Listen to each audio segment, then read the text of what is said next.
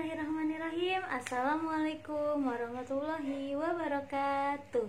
Selamat pagi anak-anak. Bertemu lagi dengan Ibu Mala Utami dalam pembelajaran Bahasa Indonesia.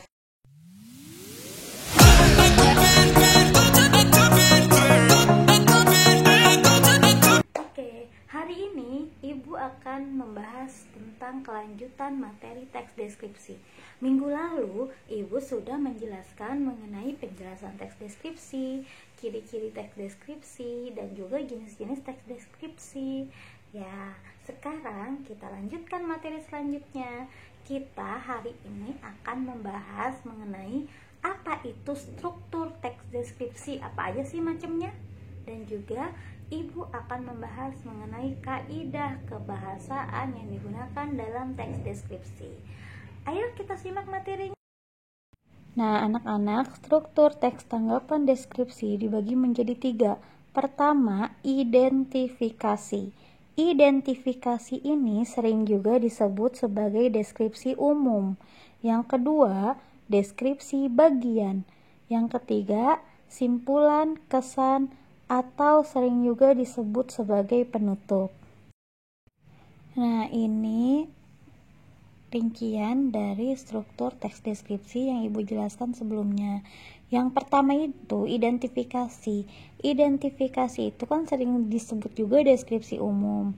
Kenapa sering disebut deskripsi umum?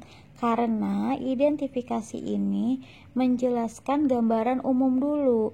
Contohnya, Ibu ingin menjelaskan tentang SMP Negeri 125.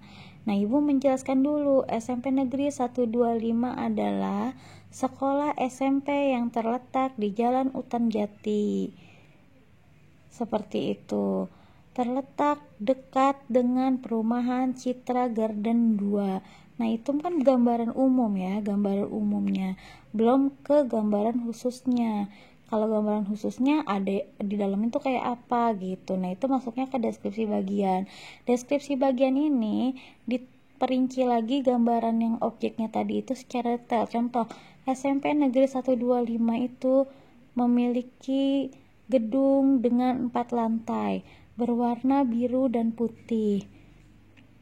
Terdiri dari 6 rombel dari setiap jenjangnya, mulai dari kelas A sampai dengan kelas F. Itu dirincikan secara detail. Ruang perpusnya berapa, ruang gurunya berapa, ruang kelas totalnya berapa. Itu ada di deskripsi bagian. Yang terakhir, penutup.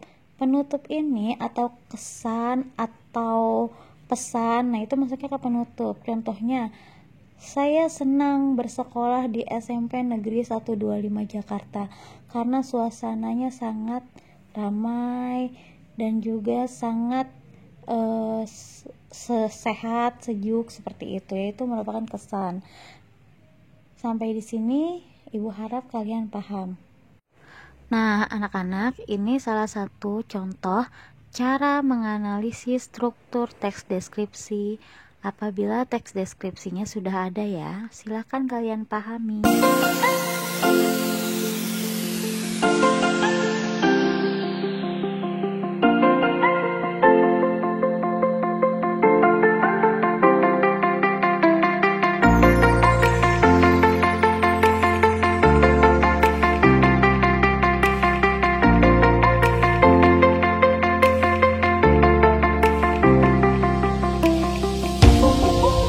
Materi selanjutnya yaitu kaidah kebahasaan teks deskripsi yang dibagi menjadi 5.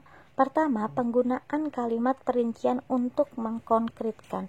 Yang kedua, menggunakan kalimat serapan panca indera. Yang ketiga, menggunakan sinonim atau persamaan kata. Yang keempat, menggunakan kata khusus.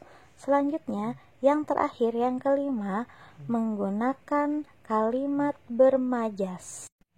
Ya, setelah ini Ibu akan memberikan penjelasan masing-masingnya. Pertama, menggunakan kalimat perincian untuk mengkonkretkan. Pada teks deskripsi, kalimat yang digunakan haruslah rinci. Hal ini bertujuan untuk mengkonkretkan suatu objek. Ya, nanti setelah ini ada contohnya. Contohnya itu ibuku orang yang sangat baik. Nah, sangat baiknya itu kalian perinci. Seperti apa sih sangat baiknya? Di sini ada dia berusaha menolong semua orang. Dia sangat ramah, dia selalu bertutur kata lembut. Nah, itu perincian dari kata sangat baiknya itu ya. Yang kedua ini menggunakan kalimat serapan panca indera. Teks deskripsi berisi kalimat yang seolah-olah dapat dilihat, didengar, dan dirasa.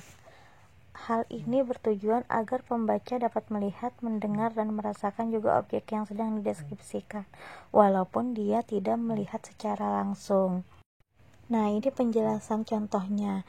Contohnya sini ada pantai yang luas. Kalau pantai yang luas berarti kan kita melihat ya.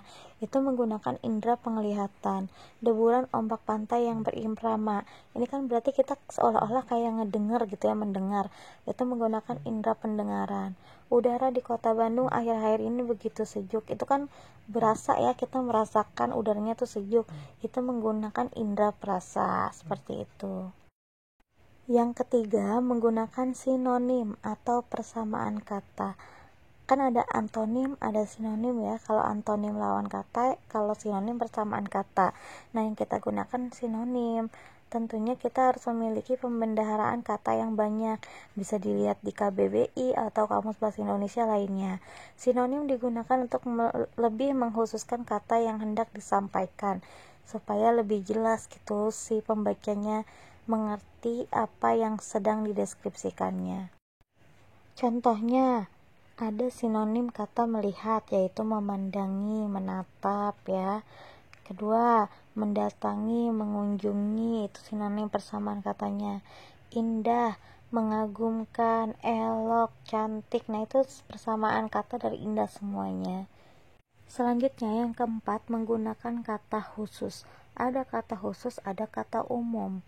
Kata khusus merupakan antonim dari kata umum. Kata umum merupakan kata yang luas ruang lingkupnya dan dapat mencakup banyak hal. Kata khusus merupakan kata yang ruang lingkupnya lebih sempit. Nah, ini contohnya. Kata umumnya itu mobil. Mobil itu kan masih lumrah ya, mobil apanya kita belum tahu. Nah, dikhususkan kata mobil itu. Contohnya mobil Suzuki, mobil taksi, mobil Alphard, mobil sedan, mobil Avanza, dan lain-lain. Itu tanda kata khusus dari kata mobil yang umum tadi. Selanjutnya yang terakhir, yang kelima, menggunakan kalimat bermajas. Majas yang sering digunakan dalam teks deskripsi adalah majas personifikasi, yaitu majas yang mengibaratkan sifat manusia ke dalam sebuah benda atau makhluk lain di luar manusia, seperti hewan atau tumbuhan, yang mereka diibaratkan seolah-olah bergerak atau hidup seperti manusia. Nah, ini contoh dari kalimat bermajas. Silakan kalian pahami.